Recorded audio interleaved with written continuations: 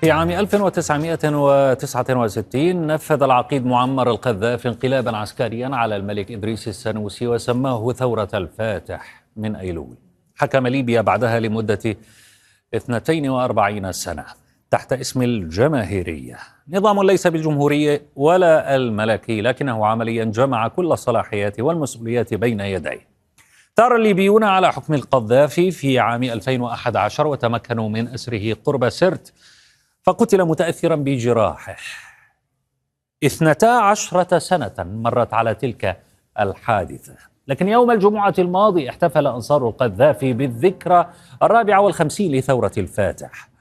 ولكن انظروا من ظهر خلال هذه الاحتفالات في شوارع مدينة بني الوليد.